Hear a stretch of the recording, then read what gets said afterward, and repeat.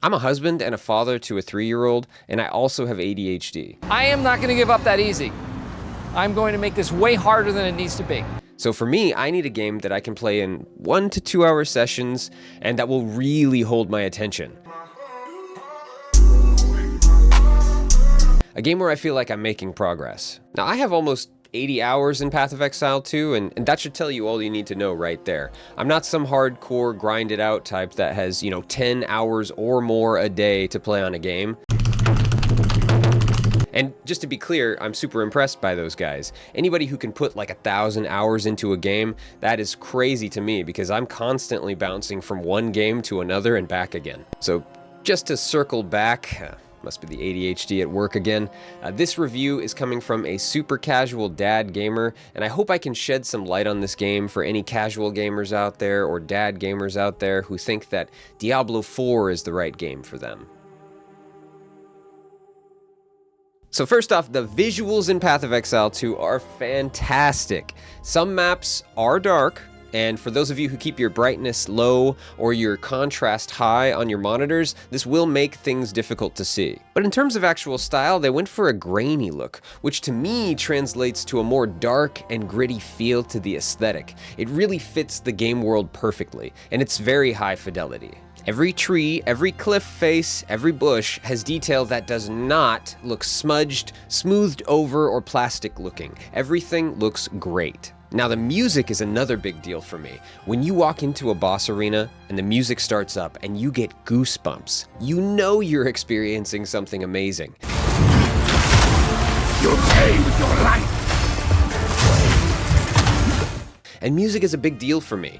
I am a strong believer that music can make a good game great, or it can make a decent game garbage. Sound effects are high definition and impactful. Everything from the reload of your crossbow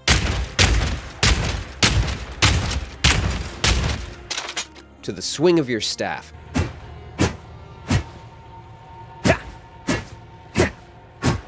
to the explosion of an ice comet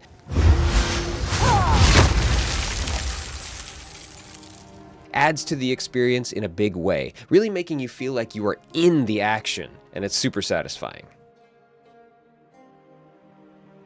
The world itself is beautiful, with obvious care and attention to detail put into every area that you visit. The NPCs themselves are interesting enough, but it's the voice acting where the NPCs truly shine. The writers and voice actors of this game did an absolutely phenomenal job. The beast represents an existential threat to all the peoples of Rayclast. I am Sekima, because others have put their faith in me as the strongest and most capable among us. Every time I listen to her songs, I know I have to try harder to defend this place.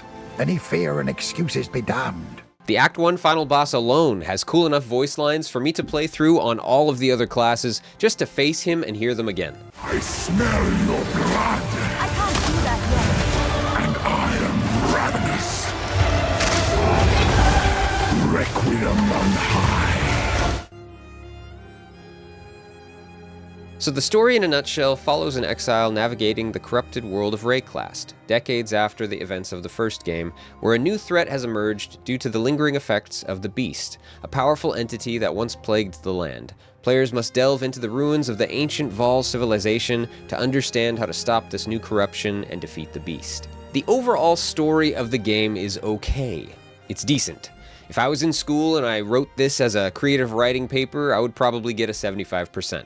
It's passable, but it's nothing to brag about. To be clear, I definitely enjoyed each boss in the story, but that was much more for the boss fight itself and not for what the boss added to the story.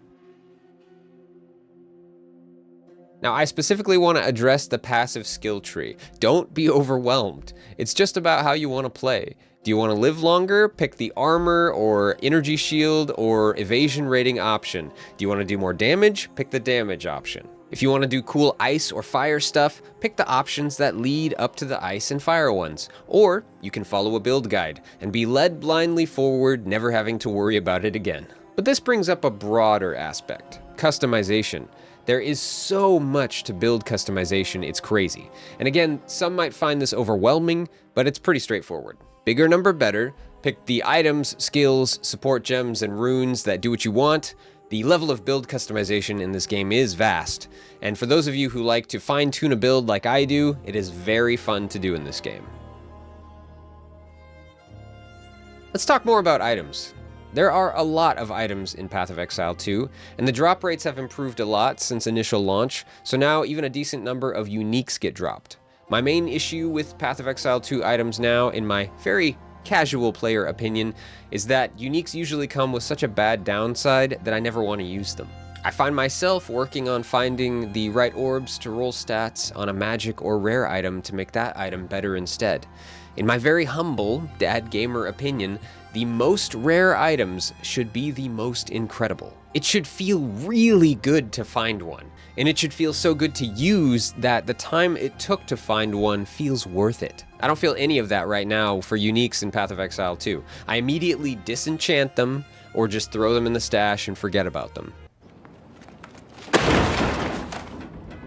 But don't get it twisted, the rares that I built on my main sorcerer feel incredible. They are so extremely strong, and so the orb farming I did and all of the random stat chances that I took definitely paid off. So this is all to say, I enjoy itemization in Path of Exile 2 for sure, but maybe just not the way intended, or maybe not the way I would prefer. The bosses of Path of Exile 2 are the real shining light of this game, and with this being an isometric ARPG, it is arguably the most important aspect, with items coming in at a close second. The bosses are all absolutely incredible. They have cool animations that both scare me as the player trying desperately to avoid death, but also leave me in awe. These bosses always have multiple moves and mechanics, making each fight engaging and producing the max level of entertainment possible. And most bosses have multiple phases as well. This makes for a truly tough and challenging yet rewarding boss fight experience. And these boss fights really are challenging.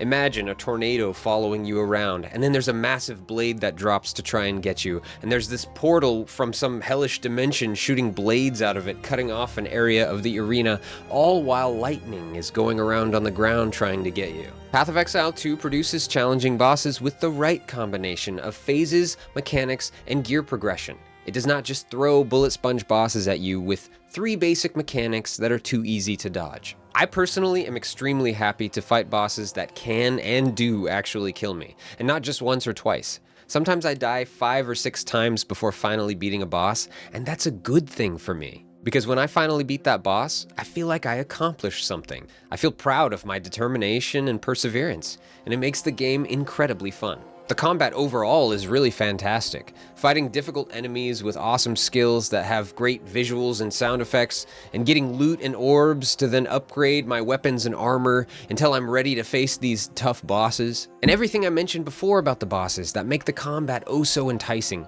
Multiple phases, multiple movesets, difficulty that was not implemented with a bullet sponge health bar, but with varied attack styles, patterns, and speeds.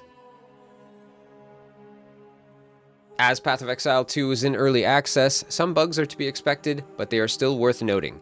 I myself personally have experienced a bug where an enemy froze and then followed me around for a while after it had been killed. I've seen frozen enemies slide a short distance after being frozen, seemingly being pushed by the enemies behind them, and I've seen another visual bug where it seems like my animations are being cut off or shortened, but that's only after immediately loading into the game and it quickly resolves itself. And those are the extent of the bugs that I personally have experienced. I know that there's tons more bugs out there that have been, reported or whatnot from the player base, but I'm only talking on the bugs that I myself have personally experienced. Because it's in early access, I want to touch on the developer Grinding Gear Games and their handling of the game. The launch was rough. The launch time came and went, with their servers and databases continuing to have issues until about 3 hours later. Let me in! Let me in! And then the game was finally stable and playable. But by game launch standards, this is definitely not the worst, especially with this being contextualized around this being an early access game and not a full release. The devs gave great, timely updates throughout the launch issues, and they continue to make positive changes to the game overall. As I said in the beginning of the video, I'm not really a super hardcore player of these types of games, and I don't really have any interest in the endgame, so I don't feel qualified to talk about it. But there is a content creator that I do want to mention. His name is Darth Microtransaction. I really like his content. I really respect him as a content creator. And he made a video talking about the end game, or at least a review of the whole game, and he touches on the end game. And I will put his video in the description so you guys can check it out. Path of Exile 2, even in the context of being in an early access state, is fantastic. It does the most important things for an isometric ARPG really well.